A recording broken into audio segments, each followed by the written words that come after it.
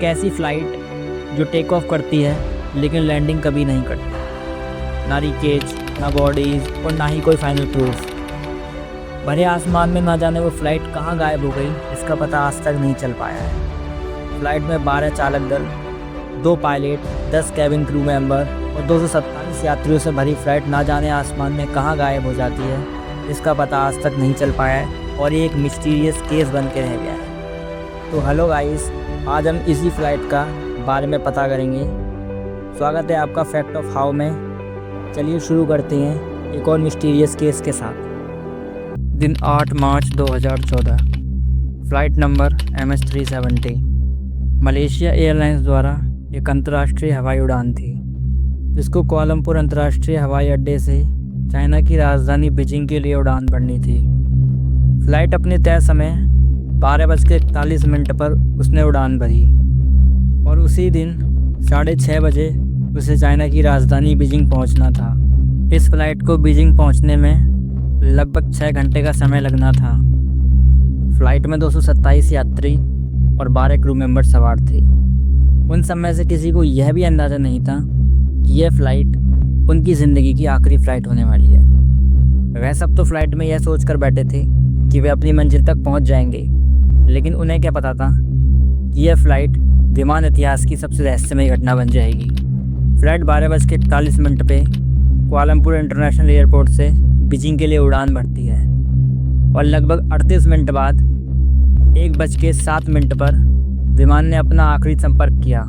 इसके बाद उसका संपर्क एकदम से टूट गया। पायलट का एयर ट्रैफिक कंट्रोल से आखिरी रेडियो संपर्क 1:07 पे हुआ और थोड़ी देर बाद ही 1:21 पे विमान का ट्रांसपॉन्डर बंद हो गया और वह नागरिक रडार से गायब हो गया। आपकी जानकारी के लिए बता दूं, ट्रांसपॉन्डर एक ऐसा डिवाइस होता है जो एरोप्लेन में लगा होता है। ये रडार को बताता है कि प्लेन कौन सा है और कहाँ पर है। जब प्लेन हवा में उड़ता है तो ग्राउंड पर जो एयर ट्रैफिक कंट्रोल वो सिग्नल भेजता है। ट्रांसपॉन्डर उस सिग्नल का रिप्लाई करता है और बताता है प्लेन का फ़्लाइट नंबर, प्लेन की हाइट, एल्टीट्यूड, कभी कभी स्पीड और लोकेशन भी। जब 1:21 पर उसका ट्रांसपॉन्डर बंद कर दिया गया, जैसे ही वो बंद हुआ प्लेन नॉर्मल सिविलियन रडार से गायब हो गया। इसी वजह से उसकी एग्जैक्ट लोकेशन ट्रैक करना मुश्किल हो गया। रडार से गायब, मिलिट्री ट्रैकिंग से भी गायब। दुनिया को लगा MS-370 अब कहीं नहीं है, लेकिन सच अभी सामने आना बाकी था, क्योंकि हज़ारों किलोमीटर दूर एक सैटेलाइट ने उसे रात को कुछ रिकॉर्ड किया था। यह सैटेलाइट था इनमार्सैट और हर घंटे प्लेन उसे एक छोटा सा सिग्नल भेज रहा था। ना कोई मैसेज, ना कोई डिस्ट्रेस कॉल, सिर्फ एक हैंडशेक, जैसे कोई दरवाज़ा खटखटा रहा हो और कह रहा हो मैं अभी भी जिंदा हूँ और हवा में हूँ। पहला हैंडशेक 1:25 पे आया था, फिर अगला 3:41 पे, ऐसे ही और आते गए। आखिरी सिग्नल सुबह 8:11 पे आया था। इसका मतलब था कि प्लेन लगभग 7 घंटे तक और उड़ता रहा। लेकिन सबसे बड़ा सवाल था वो जा कहाँ रहा था, क्योंकि जब इन्वेस्टिगेटर ने सैटेलाइट डाटा को डिकोड किया, उन्हें एक हैरान कर देने वाली बात पता चली। प्लेन ने सिर्फ डायरेक्शन नहीं बदली थी, उसने एक कैलकुलेट टर्न लिया था। एक ऐसा टर्न जो बिल्कुल सीधा ऑटो पायलट से नहीं हो सकता। वो टर्न प्रोफेशनल था, कंट्रोल्ड था। मतलब ये था कि कॉकपिट में कोई था और वो जानता था कि वो क्या कर रहा है। लगभग 1:30 बजे के बाद प्लेन मलेशिया के ऊपर से क्रॉस करता है। मिलिट्री रडार कंफर्म करता है MS-370 ने वेस्ट की तरफ मोड़ लिया था। फिर वो मलाका स्ट्रेट के ऊपर से गुजरा और फिर सीधा साउथ की तरफ मुड़ गया, जहाँ सिर्फ अंधेरा समंदर था। कोई बड़े शहर नहीं, कोई रडार कवरेज नहीं, कोई विटनेस नहीं, सिर्फ हिंद महासागर की अनंत गहराई। एक्सपर्ट के हिसाब से प्लेन ऑटो पायलट पर सेट किया गया होगा, एक स्पेसिफिक रूट पर, एक ऐसा रूट जहाँ कम से कम रडार हो, कम ट्रैफिक हो, क्रैश होने पर सबूत मिलना मुश्किल हो। यह कोई रैंडम नहीं लगता था, ऐसा लगता था कि ये किसी ने प्लान किया था।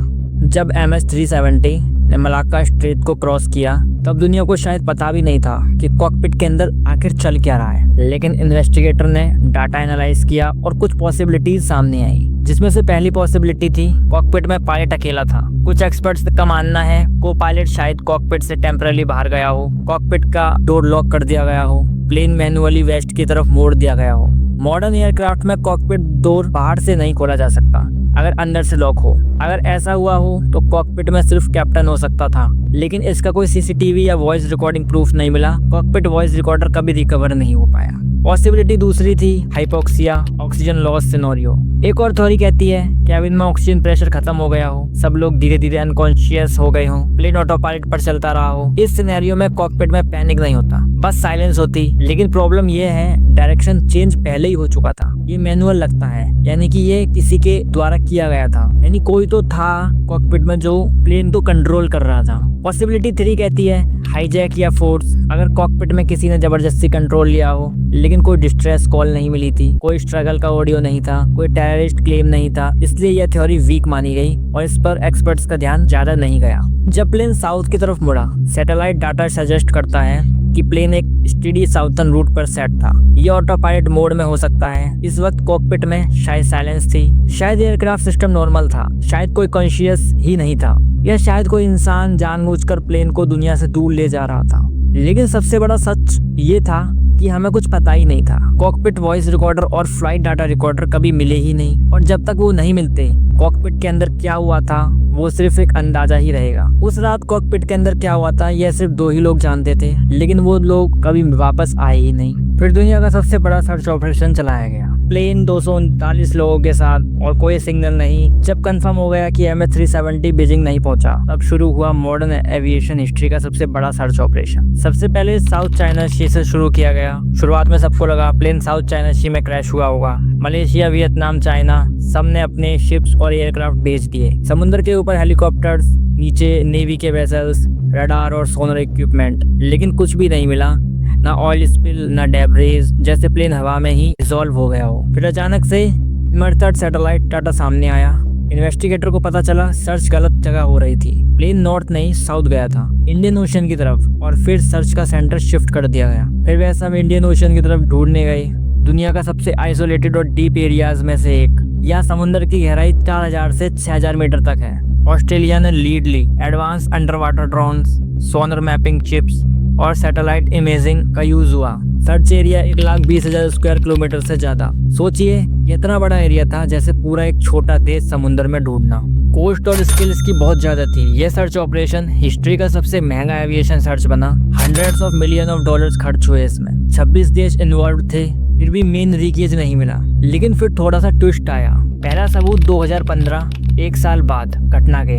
अफ्रीका के यूनियन आइलैंड पर समुद्र ने एक राज वापस किया, एक विंग पार्ट फ्लैपरन। एक्सपर्ट ने कंफर्म किया ये MH370 का था। बाद में और छोटे पार्ट्स भी मिले अफ्रीका और मदागास्कर के कोस्ट पर। इससे कंफर्म हुआ प्लेन इंडियन ओशन में क्रैश हुआ था, लेकिन एग्जैक्ट जगह अब भी अननोन थी। 2017 में 3 साल की इंटेंस सर्चिंग के बाद जनवरी 2017 में officially under water search suspend कर दी गई। रीजन इनसफिशिएंट एविडेंस को डिटरमाइन प्रिसाइज लोकेशन। लेकिन फैमिलीज ने हार नहीं मानी। 2018 में एक प्राइवेट कंपनी ओशियन इन्फिनिटी ने no find no fee basic पर सर्च की। उन्होंने नए एरिया स्कैन किए, लेकिन वो भी मेन लीकेज नहीं ढूंढ पाए। समुद्र में उन्हें प्लेन के कुछ टुकड़े मिले, लेकिन उन्हें पूरा सच अभी भी नहीं मिला था। 239 लोगों की कहानी अब भी अधूरी है। जब MH370 गायब हुआ, दुनिया ने सबसे पहला सवाल उठाया कॉकपिट में कौन था, और सबकी नजर गई कैप्टन जहारी अहमद शाह पर। 53 साल के एक्सपीरियंस पायलट, 18,000 से ज्यादा फ्लाइट हावर्स का उन्हें एक्सपीरियंस था। मलेशिया अथॉरिटी ने उनका घर सर्च किया, उनका पर्सनल फ्लाइट सिमुलेटर सीज किया गया। रिपोर्ट्स में कहा गया सिमुलेटर में एक रूट मिला जो इंडियन ओशियन की तरफ जाता था। यहीं से शुरू हुआ पायलट थ्योरी। मीडिया ने हेडलाइंस बनाई, क्या यह प्री प्लान था? इन्वेस्टिगेशन में उनका फाइनेंशियल रिकॉर्ड चेक किया गया, फोन लॉग्स एनालाइज किए गए, सोशल मीडिया एक्टिविटी देखी गई और पॉलिटिकल व्यूज तक एग्जामाइन किए गए। कुछ मीडिया रिपोर्ट्स ने क्लेम किया कि वो पॉलिटिकल सिचुएशन से अपसेट थे, लेकिन ऑफिशियल इन्वेस्टिगेशन रिपोर्ट ने कहा उनके खिलाफ कोई सॉलिड साइकोलॉजिकल या क्रिमिनल एविडेंस नहीं मिला था।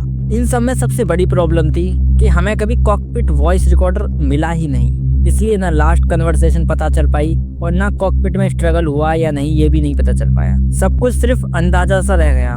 कुछ एविएशन एक्सपर्ट्स मानते हैं ट्रांसपॉन्डर मैन्युअली बंद हुआ, रूट चेंज डेलिब्रेट था, इसलिए किसी ट्रेन इंसान का इन्वॉल्वमेंट पॉसिबल लगता है, लेकिन पॉसिबल का मतलब प्रूव नहीं था। कैप्टन के परिवार से बात की गई, उन्होंने कहा कि वो ऐसा कभी नहीं कर सकते थे और जब तक ब्लैक बॉक्स नहीं मिलता उन पर लगा शक सिर्फ एक थ्योरी ही रहेगा। एक experience pilot, perfect safety record और एक ऐसा इल्जाम जिसका कोई सबूत कभी मिला ही नहीं। सोचिए, आज भी 239 परिवार एक ही सवाल के साथ जी रहे हैं, उस रात हुआ क्या था? क्या कॉकपिट में कोई डिसीजन लिया गया? क्या सब कुछ एक्सीडेंट था? या सच अभी भी समुद्र के नीचे छुपा है? टेक्नोलॉजी के इस युग में जहाँ हर चीज ट्रैक हो सकती है, एक मॉडर्न एयरक्राफ्ट हवा में गायब हो गया और दुनिया सिर्फ देखती रह गई। शायद एक दिन इंडियन ओशियन अपना राज वापस करे, शायद ब्लैक बॉक्स मिल जाए, शायद सच सामने आ जाए, लेकिन तब तक MS-370 सिर्फ एक फ्लाइट नंबर नहीं है, वो एक मिस्ट्री है, एक दर्द है और 239 कहानियों की अधूरी किताब है।